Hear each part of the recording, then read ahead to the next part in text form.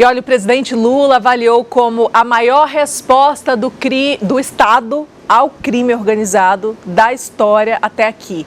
Essa foi uma fala do presidente, isso em relação à mega operação realizada nessa quinta-feira, que teve como alvo um esquema criminoso bilionário no setor de combustíveis, comandado pelo primeiro comando da capital, o PCC.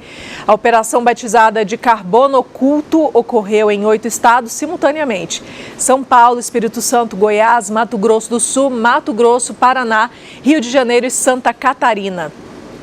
Mais de 350 pessoas e empresas foram alvos de mandados de prisão e busca e apreensão. Segundo as investigações, o grupo sonegou mais de 7,6 bilhões de reais em impostos e cometeu irregularidades na produção e distribuição de combustíveis em todo o país. Outro braço do esquema envolvia o controle pelo PCC de 40 fundos de investimento com patrimônios somados superiores a 30 bilhões de reais.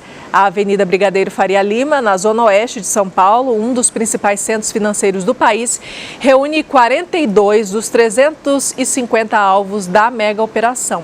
De acordo com a polícia, a facção criminosa se infiltrava em instituições financeiras e adquiria postos de combustíveis para lavar dinheiro, como o obtido com tráfico de drogas. Empresas, corretoras e fundos de investimentos, as chamadas fintechs, foram alvos de busca e apreensão. O valor, pelo que eles falaram aí, está perto do que foi desviado lá do INSS, né?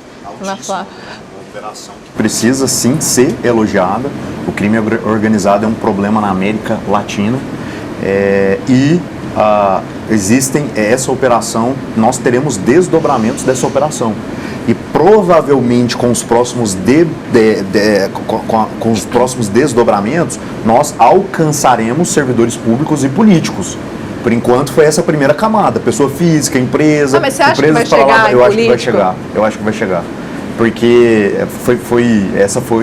acho que foi a maior operação contra o crime organizado. Olha só, foram 41 pessoas, 255 empresas, 141 veículos, 300 mil em dinheiro, bens sequestrados, 1 bilhão sequestrado, 1.500 carros, 1 bilhão? 1 bilhão sequestrado, 1.500 carros, veículos, 192 imóveis, 21 fundos de investimentos e 2 embarcações. O interessante, houve uma ligação de uma cooperação conjunta de estados, da Receita Federal, né, de todo um ecossistema para conseguir chegar a essa operação. A Receita Federal identificou nos postos de combustível um volume de dinheiro muito alto e pouca arrecadação. Acionou um alerta. Os fundos de investimentos fintechs não trabalham com dinheiro em espécie, só trabalham com PIX, transferência, mas nesses fundos de investimentos entrava-se dinheiro em espécie. Acionou outro alerta dentro do Banco Central, dentro do COAF, dentro da Receita Federal, e foram começando a juntar o quebra-cabeça e resultou nessa grande operação. Se chegar nos cabeças mesmo do negócio é bom, né? Mariana, chama atenção a engenharia do crime, né? É todo um conhecimento sobre como funciona a economia do Brasil, igual o caso das fintechs, utilizado para o crime, né? Vira uma economia paralela. E aí eu chamo a atenção para quem é contra a transparência do PIX. Gente, é um caminho sem volta, tá? Então, cuidado com as manipulações das pessoas. Porque o PIX vai pegar o cidadão comum. Não. O PIX vai pegar esse tipo de situação. O PIX é uma das etapas para deixar tudo mais transparente. Você vê há poucos anos a dificuldade que era para investigar um crime financeiro no Brasil. Era tantos normativos que protegiam de uma certa forma esse tipo de ação, e agora a gente vem rompendo essa barreira. O judiciário também está cada dia mais capacitado para investigar esse tipo de crime. E é isso, gente. Você tá ali vendo o seu vizinho que do nada não trabalha, não faz nada, e do nada mete o carrão lá na porta da sua casa. Você fica olhando, rapaz, esse caboclo aí deu sorte na vida. Não, deu sorte não, tá fazendo rolo. Pode ir atrás que tá fazendo rolo. Deixa eu te falar. Inclusive eu queria até sugerir para todos, não sei se vocês já viram, mas existe um documentário que fala sobre a criação do PCC. Eu assisti esse documentário, inclusive pessoas que estão dentro da prisão, que estão cumprindo pena de 30 anos de tráfico de drogas e organização criminosa, contando como começou o PCC, que inicialmente seria um movimento de presos no Carandiru, lá atrás, por conta das dificuldades que existiam dentro do presídio, né? E eles queriam como se fosse uma associação para reivindicar melhorias lá para dentro. E de lá é que foi surgindo toda essa organização. Absurdo.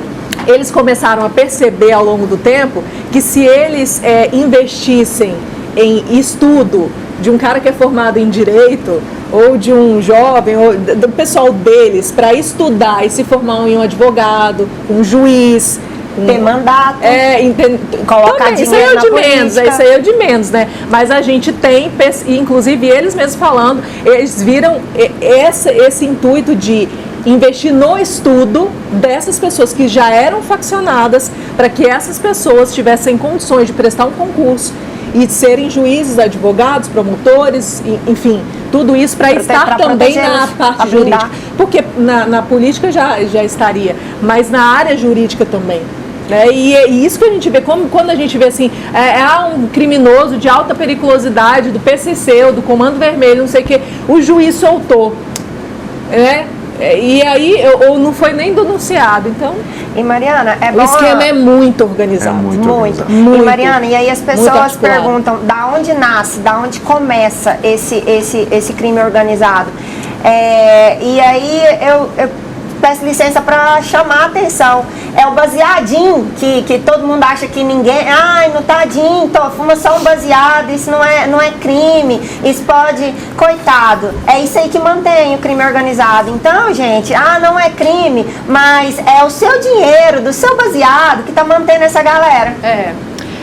O presidente Lula autorizou ontem à noite o início de consultas e medidas para aplicar a lei da reciprocidade econômica contra os Estados Unidos, em resposta ao tarifaço de 50% que atinge produtos brasileiros exportados para o mercado americano. O Itamaraty enviou a comunicação à Câmara de Comércio Exterior e informou que os Estados Unidos serão oficialmente notificados nesta sexta-feira. O processo pode levar cerca de 7 meses, pois pressupõe, então, etapas formais de consulta aos Estados Unidos.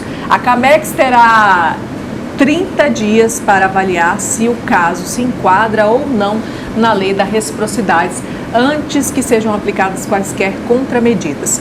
Sancionada em abril, a lei de reciprocidade permite, então, ao país responder às medidas unilaterais de outros países, né, o Brasil, que prejudiquem a competitividade internacional. Entre as possíveis contramedidas terão imposição de tarifas sobre importações, suspensão de concessões comerciais e investimentos e restrições relacionadas à propriedade intelectual. Segundo o vice-presidente Geraldo Alckmin, a expectativa é que a medida abra espaço para negociação, mas caso não haja acordo, o país seguirá com a aplicação plena da lei. Essa lei de reciprocidade, Ana Flávia, você inclusive é da área, né? Sim. Da área da economia também. Isso, politicamente também, isso pode trazer mais embate, assim, ou não? Com certeza, pode acirrar os ânimos, né? Por outro lado, nós temos que pensar internamente também o quanto isso pode favorecer a nossa indústria interna. Nós temos o Goiás, principalmente, tem uma indústria farmacêutica pujante. Começar a quebrar patente aí, já pensou? O Monjarinho da vida, hein? Quebrar a patente, os brasileiros estão prontinhos para produzir e vender mais barato. É bom ou ruim? Bom demais. Então, assim, tem as questões externas, pode acirrar os ânimos, com certeza, e aí a gente tem o Brasil numa posição competitiva mundial com os Estados Unidos, há uma disparidade, né? Os Estados Unidos têm mais força econômica, então podem vir mais tarifas ainda sobre o Brasil, pode ficar ainda pior, mas por outro lado, internamente pode favorecer, porque o Brasil produz muito, o Brasil tem capacidade produtiva que hoje é impactada pela quantidade de importações. Mas não consegue sozinho nada, né? Por isso que os países, um precisa do outro. E aí precisaria essa negociação que a gente não vê, né? A gente não vê essa negociação. Mariana, é importante a gente falar que, desculpa te interromper, mas é importante a gente falar que não é o ideal. Esse protecionismo econômico instaurado pelo presidente Trump é uma desaceleração no comércio mundial, é um retrocesso mundial. Então, essa política dele de protecionismo vai totalmente contra toda a evolução do último século de multilateralismo, a palavra que o presidente Lula colocou no dicionário francês e do mundo. Então, isso é um retrocesso mundial. Porém, nós não podemos ficar submisso a um país que resolve ser protecionista e a gente não proteger o nosso mercado interno também.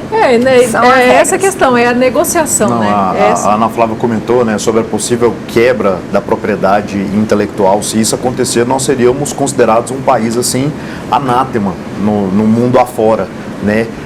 O número de empresas e de investimento que nós perderíamos no Brasil, se isso acontecer, seria assustador. E não interessa, não cabe a nós aqui ficarmos discutindo protecionismo e etc. Os Estados Unidos é um dos nossos melhores clientes. Aporta bilhões de reais no Brasil.